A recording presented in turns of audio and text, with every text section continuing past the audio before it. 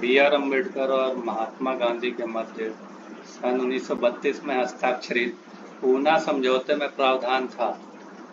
तो ऑप्शन है पहला, भारत के लिए डोमिनियन स्थिति बनाए जाने का, ये नहीं था, ये गलत जवाब है। मुसलमानों के लिए पृथक निर्वाचन क्षेत्र का, ये भी नहीं था, ये भी गलत।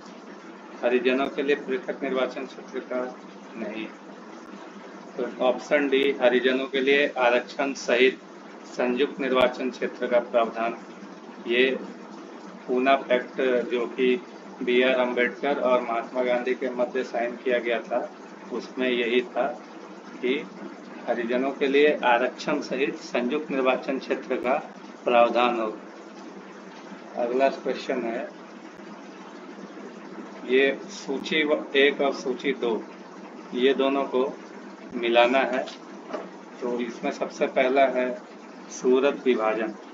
सूरत विभाजन कब हुआ था? सूरत विभाजन हुआ था आपका, सूरत विभाजन हुआ था 1905 में, यानी यहाँ पर लिख देता हूँ मैं 1905 सूरत विभाजन। सांप्रदायिक अधिनिर्णय, ये कब हुआ था? ये हुआ था 1932 में, ये हो गया 1932, यहाँ मैं लिख देता हूँ 1932। और सर्वदलीय सम्मेलन, ये कब हुआ था?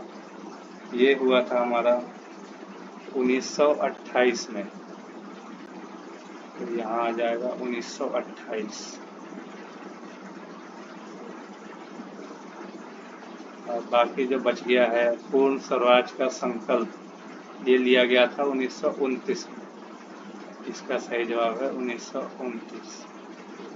अब चलते हैं हमारे तीसरे क्वेश्चन की तरफ। हमारा तीसरा क्वेश्चन है, निम्नलिखित में से किस अधिनियम द्वारा भारत के गवर्नर जनरल को अध्यादेश जारी करने की शक्ति प्रदान की गई?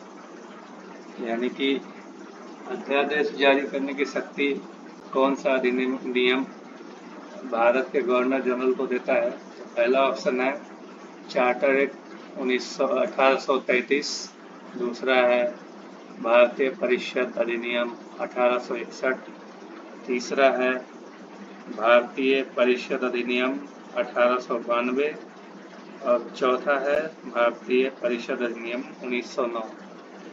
तो इसका सही जवाब है भारतीय परिषद अधिनियम 1861, बी आंसर सही है। अब चलते हैं अगले क्वेश्चन की तरफ। चौथा क्वेश्चन है, रेगुलेटिंग एक्ट कब पारित किया गया? ए 1773 में, बी 1771 में, सी 1785 में या डी 1793 में। इसका सही जवाब है ए 1773 में। 1773 ईस्वी में रेगुलेटिंग एक्ट पारित किया गया। अगला क्वेश्चन, भारत के गवर्नर जनरल को किस एक्ट के द्वारा अपनी समिति के निर्णय को अस्वीकार करने का अधिकार मिला? पहला ऑप्शन है 1773 का रेगुलेटिंग एक्ट, दूसरा ऑप्शन है 1784 का फिट इंडिया एक्ट, तीसरा ऑप्शन है 1786 का अमेंडमेंट एक्ट, चौथा ऑप्शन है 1813 का चार्टर एक्ट। इसका सही जवाब है 1813 का, 1786 का अमेंडमेंट एक्ट। ये जवाब सी नंबर इसका सही जवाब है। अगले क्वेश्चन की तरफ चलते हैं। महारानी विक्टोरिया को भारत की सामग्री नियुक्त किया गया। महारानी विक्टोरिया को भारत की सामग्री कब नियुक्त किया गया? 1885 में? जी नहीं। 1875 में? नहीं। 1866 में? नहीं। इसका सही जवाब है डी ऑप्शन 1858 में। अगला क्वेश्चन है, सामग्री विक्टोरिया ने 1858 की घोषणा में भारतीयों को बहुत सी चीजें दिए जाने का आश्वासन दिया। निम्न आश्वासनों में से कौन सा ब्रिटिश शासन ने पूरा किया था? इसके ऑप्शंस हैं, रियासतों को हड़पने की नीति समाप्त कर दी जाएगी। जी नहीं, अंग्रेजों ने काफी रियासतें हड़पी हैं, ये समाप्त नहीं हुई। देशी राजवाड़ों की स्थिति यथास्थिति बरकरार रखी जाएगी, ये ऑप्शन सही है। बाकी के सारे ऑप्शन गलत हैं। भारतीय और यूरोपियन सभी प्रकारों को समान व्यवहार मिलेगा, ये तो सरासर गलत है। भारतीयों के साथ बिल्कुल बुरा व्यवहार होता था जब अंग्रेज शासन में। भारतीयों को सामाजिक व धार्मिक विश्वासों में कोई हस्तक्षेप नहीं होगा, जी नहीं, ये भी नहीं था, ये गलत था। यानी कि बी ऑप्शन सही है, देशी राजवाड़ों की यथास्थिति बनाई रखी जाएगी। नेक्स्ट क्वेश्चन की तरफ चलते हैं। हमारा अगला क्वेश्चन है, मिंटो मार्ले सुधार का उद्देश्य क्या था? मिंटो मार्ले रिफॉर्म जो था उसका क्या ऑब्जेक्टिव था, उद्देश्य क्या था? पहला, पृथक निर्वाचन प्रणाली। दूसरा, भारतीयों की भागीदारी बढ़ाना। तीसरा, युद्ध में सहयोग हेतु तैयार करना। चौथा, पूर्ण स्वतंत्रता देना। इसका सही जवाब है पृथक निर्वाचन प्रणाली, ये ऑप्शन सही है।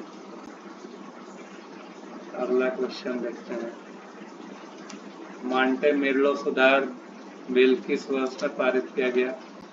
जो कि पिछले क्वेश्चन में था, मांटे मेर्लो सुधार बिल, ये बिल पारित किया गया कब? ऑप्शंस हैं 1905, 1909, 1911 या 1920। इसका सही जवाब है 1909 ईस्वी। 1909 ईस्वी में मार्ले मिंटो सुधार बिल पारित किया गया। चलते हैं अगले क्वेश्चन की तरफ।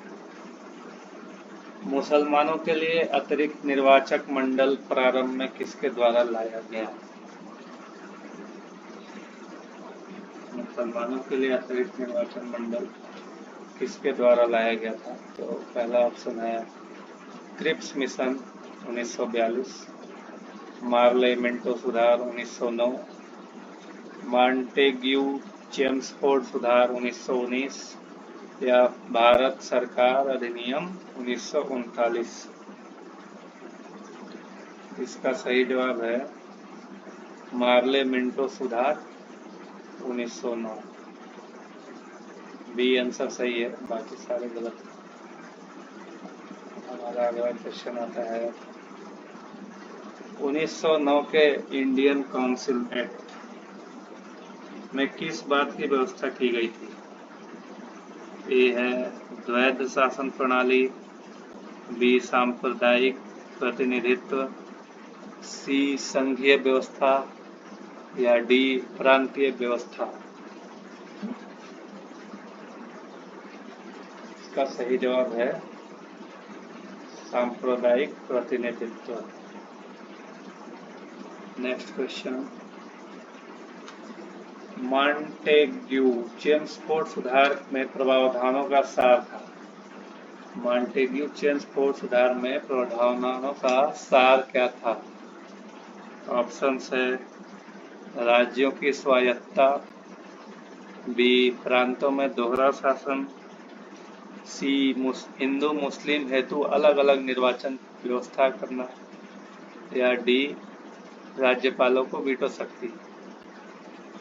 इसका सही जवाब है प्रांतों में दोहरा शासन।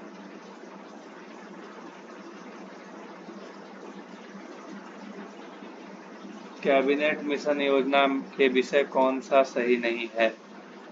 कैबिनेट मिशन योजना जो थी उसमें इनमें से निम्नलिखित में से कौन सा विषय नहीं था?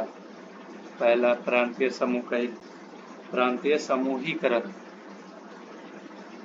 दूसरा है भारतीय सदस्यों द्वारा अंतरिम मंत्रिमंडल। सी पाकिस्तान की स्वीकृति। पाकिस्तान की स्वीकृति तो नहीं है ये, यानी कि सही जवाब ये है, पाकिस्तान की स्वीकृति कैबिनेट मिशन योजना का विषय नहीं था। अगला क्वेश्चन है, भारत का संविधान लागू होने तक स्वतंत्रता के पश्चात इसका शासन किसके अंतर्गत चलाया गया था? भारतीय नेताओं के परामर्श से बने कानून द्वारा, 1935 के भारत सरकार अधिनियम के द्वारा, इंग्लैंड के द्वारा संविधान के अनुसार, या फिर उपरोक्त में से कोई नहीं। इसका सही जवाब है 1935 के भारत सरकार अधिनियम के द्वारा। भारत का संविधान लागू होने तक, स्वतंत्रता के बाद जब तक भारत का संविधान लागू नहीं हो गया था, तो 1935 के भारत सरकार के जो अधिनियम थे उसी के अनुसार भारत का शासन चलाया गया था।